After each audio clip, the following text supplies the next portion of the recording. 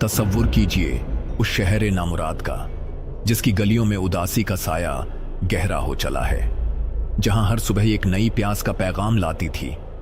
जमीन की कोख बंजर हो चली है और आसमान से रहमत का खतरा भी नहीं टपकता। औरतों के चेहरे जर्द थे जैसे सदियों के गम ने उनकी रंगत छीन ली हो। बच्चों के नाजुक होंठ प्यास से सूख गए हैं और बुजुर्गों की कमरें उम्मीद के बोझ से झुकी हुई हैं। हर सूना आंगन एक वीरान कहानी सुनाता था, हर बुझा चूल्हा एक खामोश नोहा था। फजा में सिर्फ शिकवा था, होंठों पर फरियाद और आसमान की तरफ उठते हुए बेबस हाथों की तस्वीर। पानी जो हयात का चश्मा है उस सरजमीन से रूठ गया था। कुएं सूख चुके थे, तालाबों में रेत उड़ती थी और दरियाएं अपनी रवानी भूलकर रेत के टीलों में गुम हो गई थीं।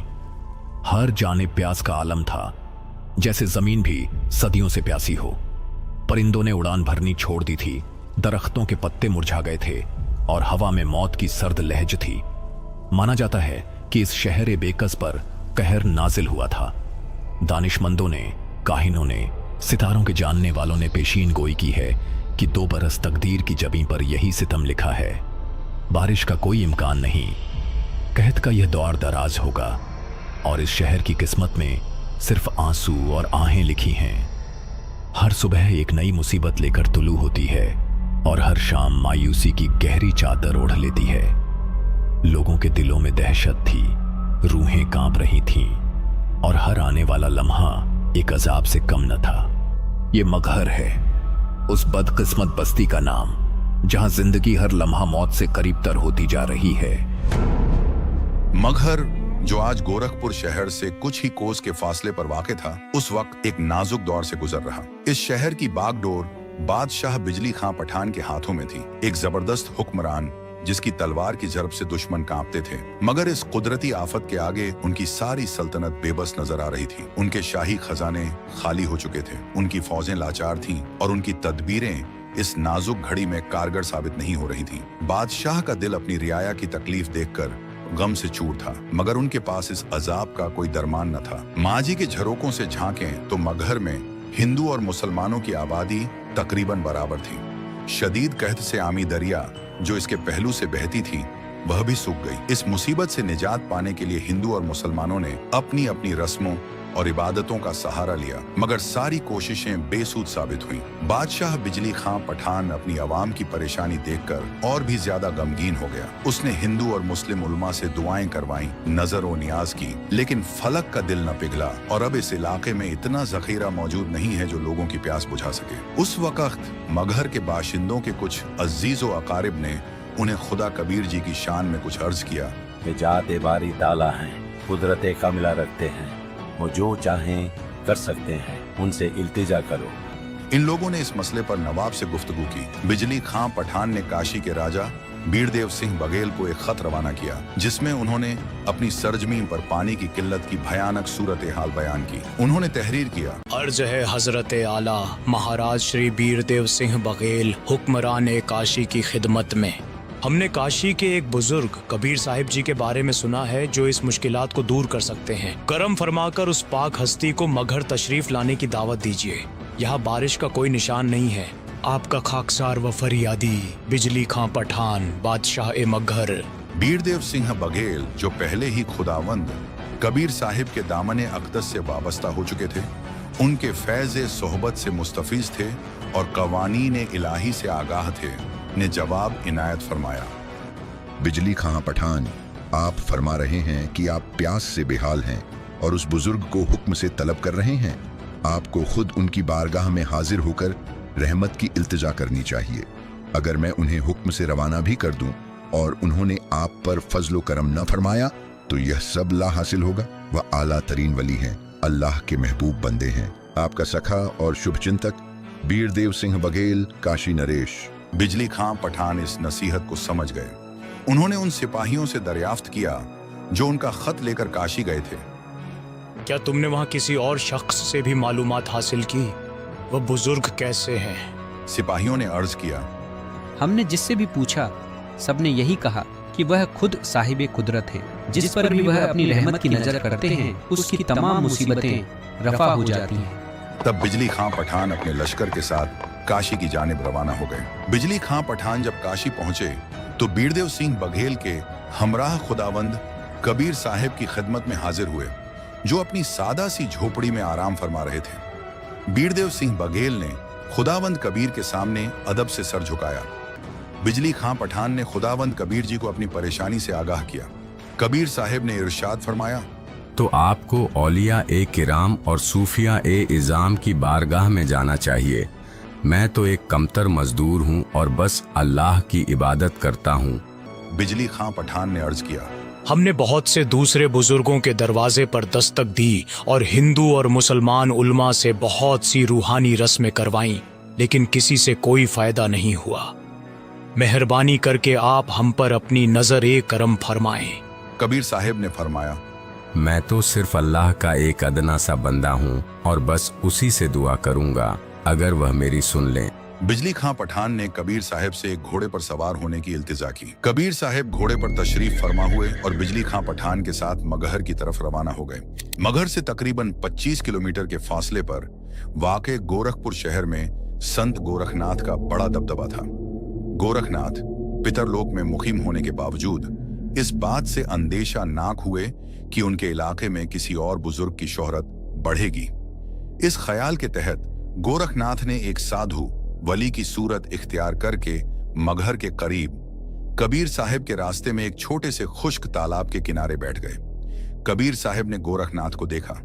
वह उनके मकसद से वाकिफ थे।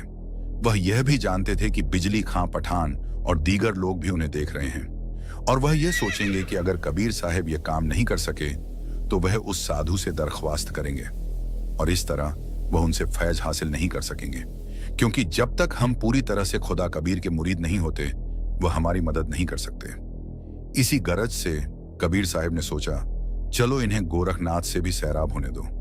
कबीर साहिब ने फरमाया, देखो बिजली खां, यह बुजुर्ग यहाँ बैठे हैं, इनसे दुआ करो। बिजली खां, यह बड़े वली हैं, ये जो चाहें कर सकते हैं।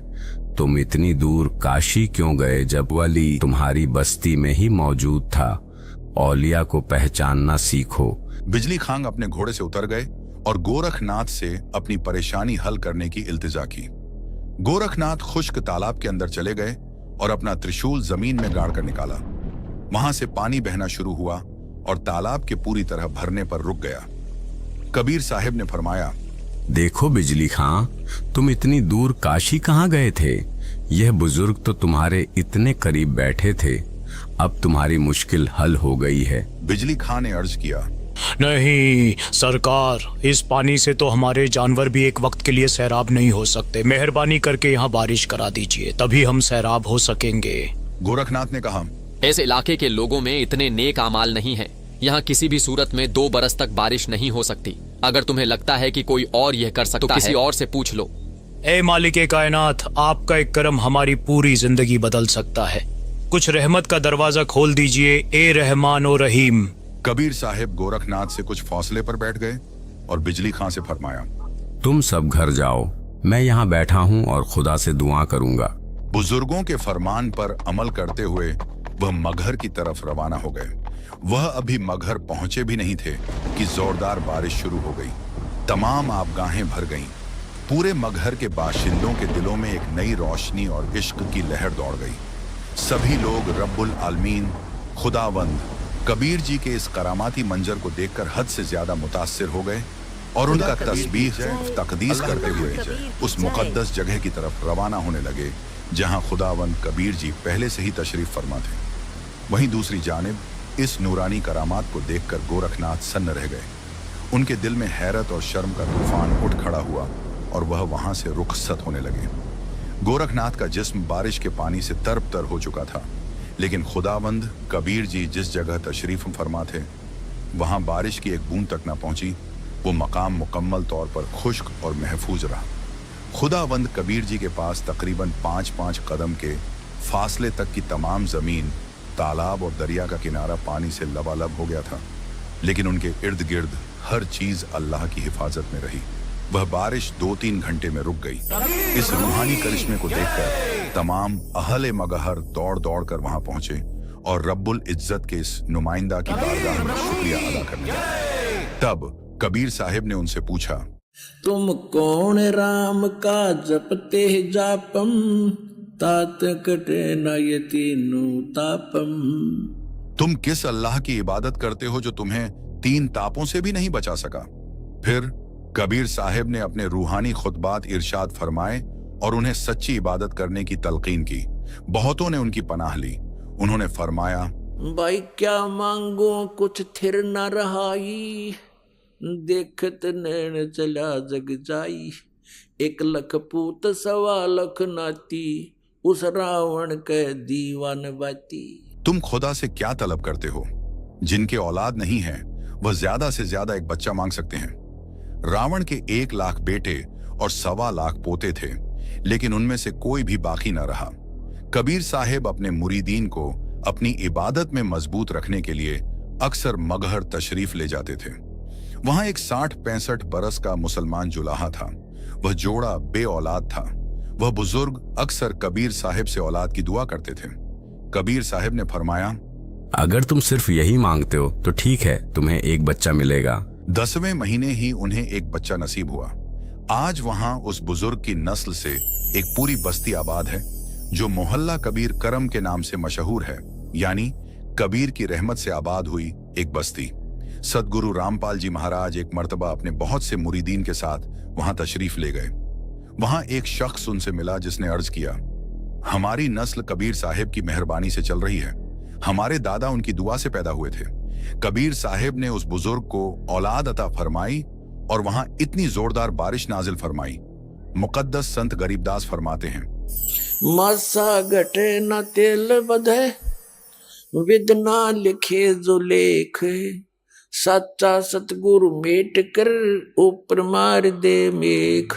इधर दूसरी ओर ब्राह्मणों ने काशी शहर में एक शोर बर्पा कर रखी थी कि जिसकी रूह काशी की सरजमी पर परवाज करेगी वह जन्नत के फिरदौस में मकाम पाएगा, और जिसकी मौत मगहर की खाक में वाक़े होगी वह जहन्नुम के अजाब से 2-4 होगा।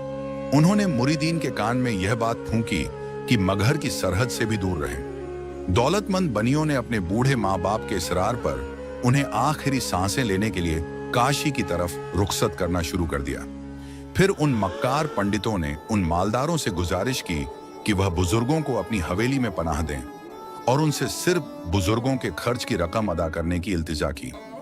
बेशक उन्होंने जरूरत से कहीं ज्यादा मालो जर तलब किया और इस तरह लालच के मारे उनके आस्थानों पर 5-6 बुजुर्गों का जमघटा लग गया जिनकी देखभाल करना दुश्वार था।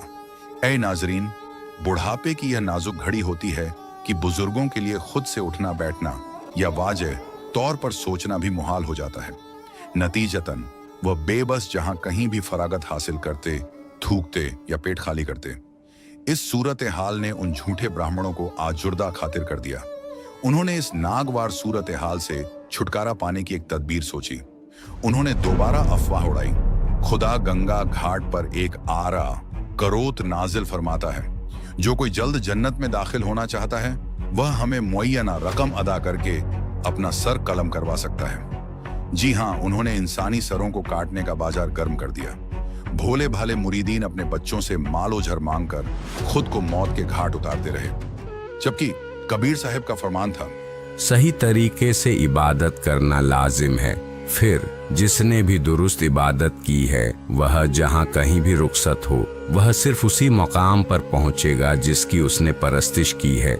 लेकिन हम उनकी सदा क्यों सुने?